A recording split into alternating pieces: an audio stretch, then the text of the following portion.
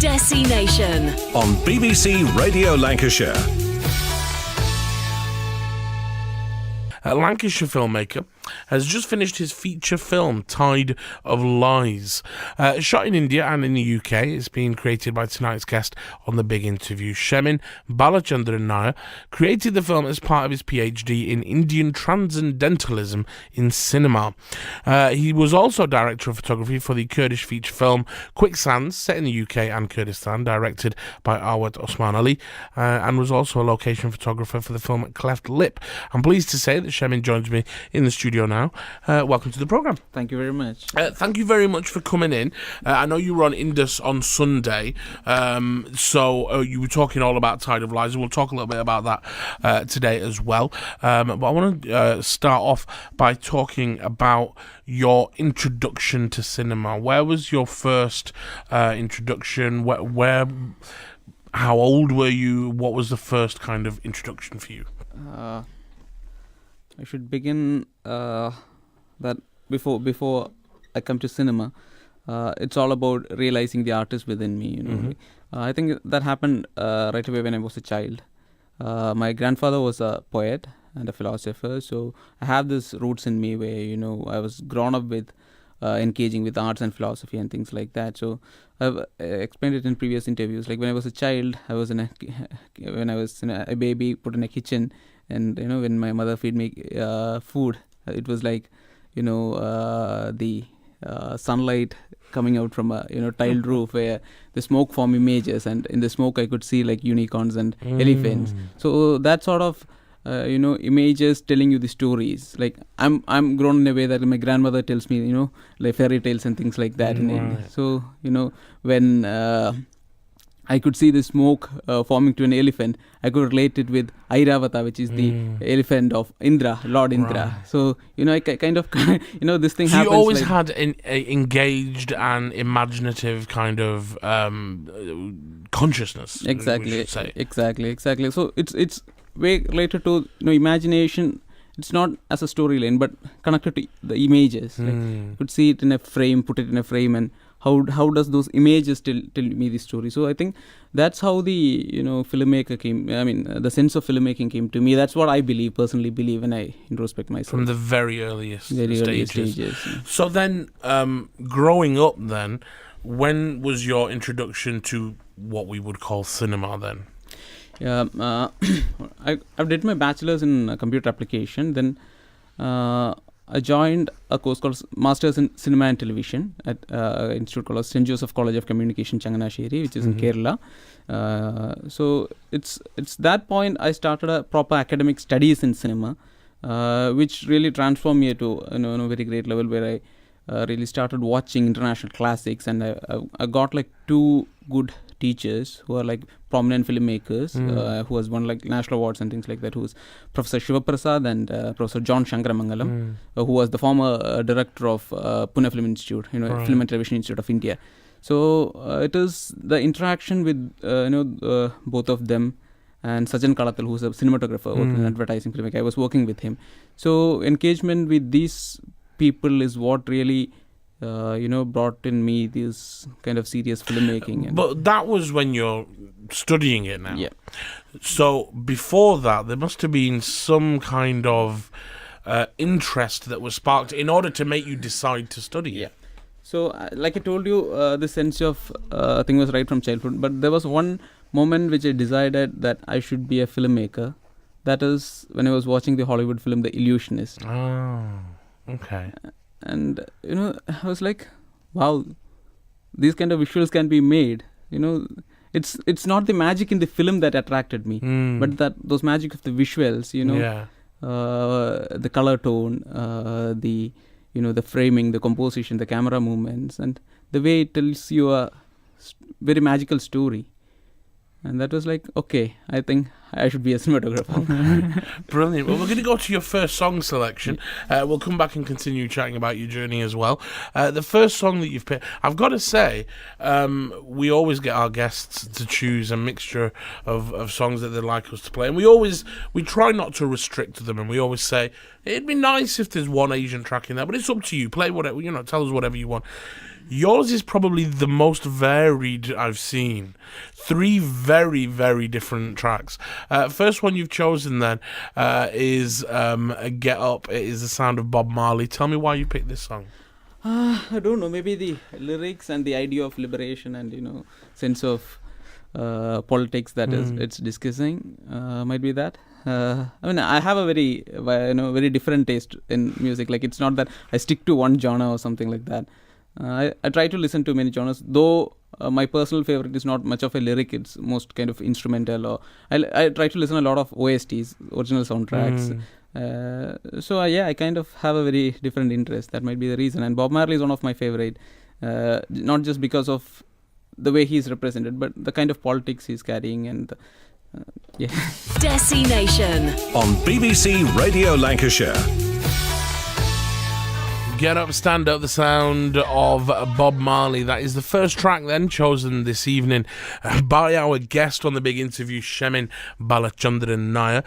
His first debut feature film, is, we'll talk a little bit more about it in a moment. It's called Tide of Lies, and he created that film as part of his PhD in Indian Transcendentalism in Cinema. So we'll talk a little bit more about that as well and find out what exactly it is and how he's conveyed that onto the big screen. So, Shemin, before we went to that track, we were talking about your kind of early influences getting into cinema, and when you made the decision to start studying it. Now, once you started studying cinema, what were your kind of initial impressions of the craft itself? Like I told you, it's the first thing all I knew was I should tell stories through images.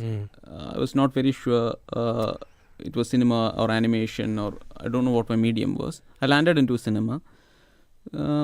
And the first phase was like I was very much, into the technology part of, getting visual effects, or I was trying to learn a lot about it. But I could say the first 6 months, or maybe the first 3 months of my post-graduation, where, like I told you, where I started watching, the international classic, the films of Akira Kurosawa or Tarkovsky.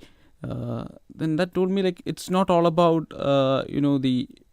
the extravaganza techniques or the modernism. It's about how you understand the medium, how you use the medium, and try to tell the image. Tell the story, and how that connects to the audience. And if you watch a film like Pathar Panjali of Satyajit Ray, it's like it's nothing about technology or anything. It's all about this, human life, human emotions, and the moment we watch it, we are like, we know who is Apu or who. That's the thing with Satyajit Ray, is that it wasn't about all of that. It was just simple storytelling, very simple storytelling.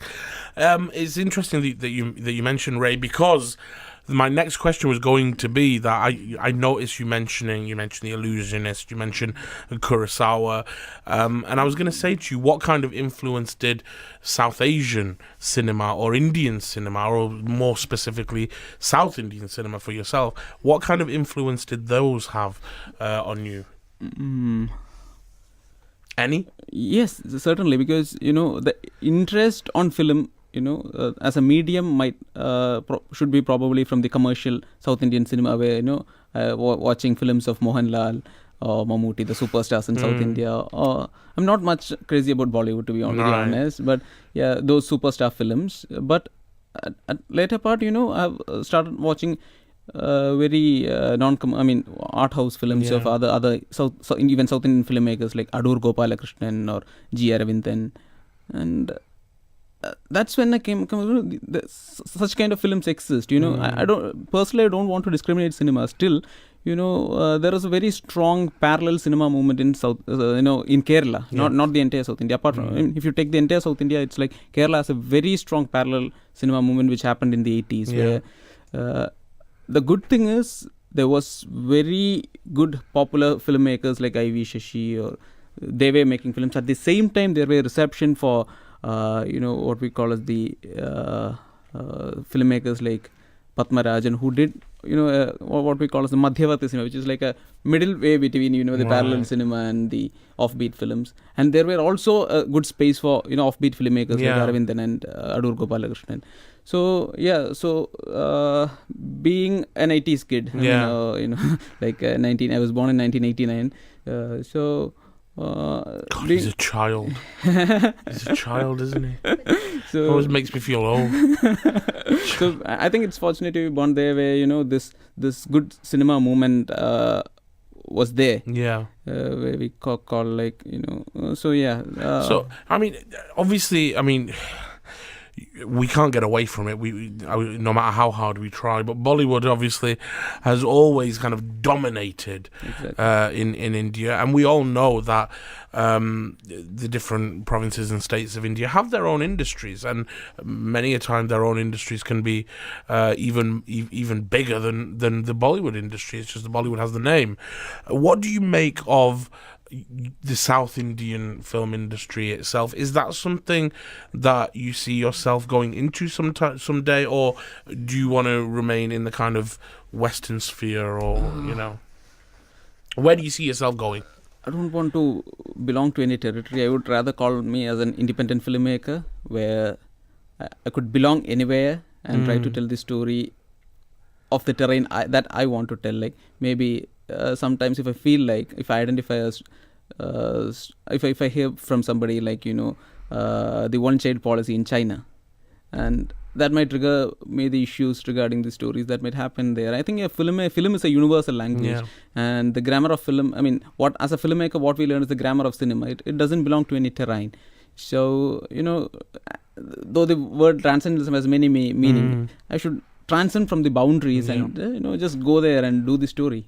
Tell me the story. And it's the digital has made it very democratic. You just don't need a huge amount of money. You just go there and you can tell the story. So I think I don't want to label myself. Yeah, you don't want to put yourself in a pigeonhole. So you've brought it perfectly onto transcendentalism. So let's talk about that now. The film Tide of Lies. Tell me about the journey into making this film, and I guess first of all, start us off by telling us about the film. What is the film about, and how did you essentially get the idea to make the film? First, tell what the film is about. The film primarily tells the story of a brown woman adopted by British parents, and we in no way actively tell the story about her childhood or anything. The film starts at a point where she's in her 30s, and the beginning day of the film, so she just got separated from her husband, and the very same day she's having an abortion, and the entire film is trying to reveal the reason what happened in the first day. Right. And it is whether we will come to know the reasons or not. That's what you essentially find out in the end. Yeah. So where does because obviously this was part of your PhD, correct? Yeah. And your PhD was on, as I was saying earlier, Indian transcendentalism in cinema. What exactly is, for those of us that are lay, what is Indian transcendentalism? I should stress upon the point of Indian transcendentalism, because transcendentalism is a very vast topic, which is defining transcendentalism itself. It's a philosophical, intellectual movement that started in America. It reflected in literature in the beginning. If you know people like Raphael Emerson, so those are the people who defined it. But mine is not. That's a Western notion of it. But if I look into the Indian transcendentalism in particular, it's about an ideology which is about understanding the essence of oneself. Right. the word transcendence means going beyond. So personally for me, the intention of human life, or the aim of human life, is about realizing the truth and or the reality. So in a normal sense, how do we realize reality is through our senses, physical senses, the five senses. We see things, we identify a reality. We hear something and we say that's a reality. But there is a point that a plane of reality exists that is something beyond that. For example, we dream about something. Still there are visuals, still there are sounds. But how do we realize it? We don't see it, we don't hear it. But there is some sort of other sensory perceptions that make us realize what the dream is. So that's one way of, but there are other real. Just I brought in dream just to tell that there are other planes of reality than the physical reality. Of course, yeah. So, transcendentalism for me is about identifying this kind of truth beyond the physical senses. Truth beyond the physical senses. So it's almost kind of like, and I guess they have this in most religions, I guess, that you would almost say that it's almost kind of like a mysticism, or kind of like, Exactly. but I guess in terms of myself, the way I would try and understand it from my personal viewpoint is something like Sufism. So it sounds like a kind of a universal version of that. Okay, brilliant. Well, we'll continue talking more. We'll talk a little bit more about the film as well. We're going to go to your second track selection. This one is Yar Yar Shivam from best thing for the moment, I think. Well, brilliant, fantastic, perfect timing. Tell me why you picked this track. It says, Yar Yar Shivam. It's like, who is Shivam, though it's not telling about Lord Shiva, but who is God. Right. And it's telling Anbe Shivam, which means love is God. Beautiful. So, interestingly, it's a song of Kamal Hassan, who is an atheist. And he, being an atheistic way of defining God, that's what, made this track. I'm being a very spiritual person, but I also appreciate these kind of thoughts where how he looks at it, and he says Anbe Shivam, which means God is love. Desi Nation on BBC Radio Lancashire. And there you go, that is Yar Yar Shivam, the sound of Kamal Hassan, and that one is the second track chosen this evening by Shemin Balachandran Nair, who is a filmmaker from Lancashire. His feature film, Tide of Lies. Is it going to be screened? When is it going to be screened? Is it going to go to festivals? What's going to happen with it? Initially, the editing of the film is done. I'm still the music recording. Which will happen later this month. It will happen in India. So I have to go back to India by mid of this month to do the music recording and things like that, and later sound mixing. So you're in post production now. Yeah, sound post production, because the visuals are all done. Visual is already ready. So it will be available. Initially I have to submit it for my PhD, but it will be also available for film festivals. Hopefully I will make an entry to all the popular, not popular, good film festivals, which Cannes is always the dream for everybody. Of course, Cannes is always the dream. Well, good luck with that, definitely. So tell me about the actual process itself, because this is it's your first feature. Yeah, as a director. What was that like, actually getting behind the camera and making a feature? Because it's not short, it's not a little 10-minute, 15-minute piece, it's a feature film. Was it daunting? Was it nerve-wracking? What was it like? It's not the fact of being a feature film, because I'm into this since 7 years, so I've worked in feature films as a assistant. I've worked as director of photography, so I'm into it. So the factor of feature film was not the challenging thing, but I should come back to that song where there's a line, Ni Nan Shivam, which means you and me are God. And so that is a kind of idea which is what I'm trying to tell through this film. It's about the oneness. So manifesting that kind of philosophy in a film. That was the most challenging than executing it. I mean, of course, there was like logistic and challenges that came through it, but the writing part where the philosophy is being transcribed in a form of visuals and in a part of a story. That's indeed the most challenging thing. Talking about challenging things, I saw on your website when you were doing the puja and the fire alarm went off. Oh, yeah. I couldn't help but notice you were doing the puja and you were lighting the fire and the fire alarm went off. But that was fine. If that's a small thing to get over. Okie doke. So, obviously, this will then go to film festivals. All the best of luck with that. Then what's your next step? What are you hoping to do after that? Do you already have ideas for other films? Not for other films. I mean, not an exact idea for a film. I mean, I just have to finish it. I'll be working as a DOP for other works, but I'm trying to get into a postdoctoral project, which could possibly engage another practical research, which can result in some form of thing. But I'm not. My mind is. I don't have any exact story in my mind at this point. Just one step at a time. Yeah, exactly. I mean, good. Might come in.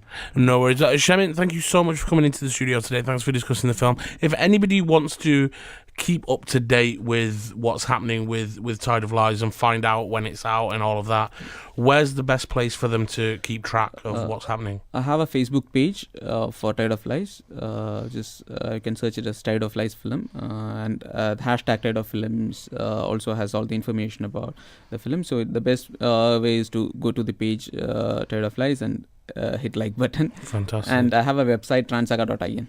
Brilliant. Third and final song that you've chosen then. This is called Transcendence. Tell me about this, because I'd never heard of this artist before either.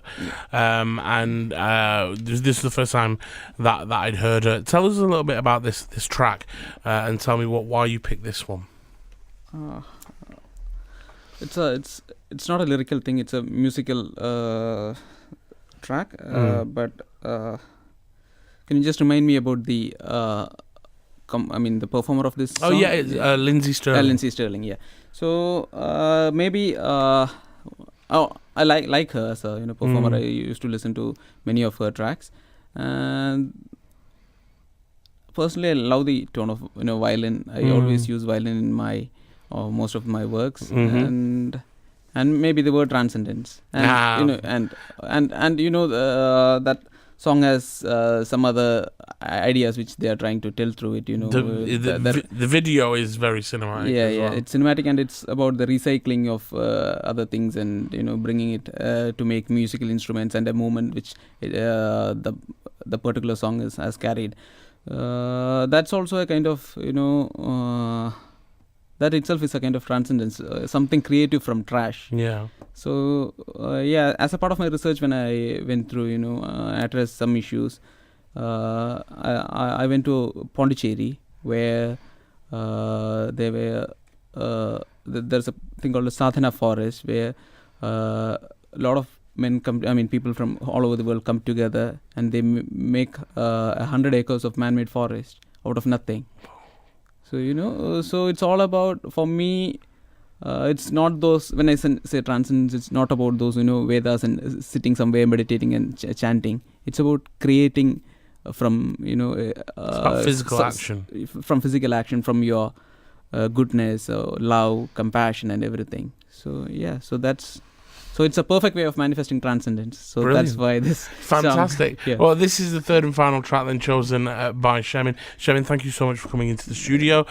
Do check out Tide of Lies. Follow it on Facebook, and you'll be able to keep up to date with what is happening there. But in the meanwhile, this is Transcendence.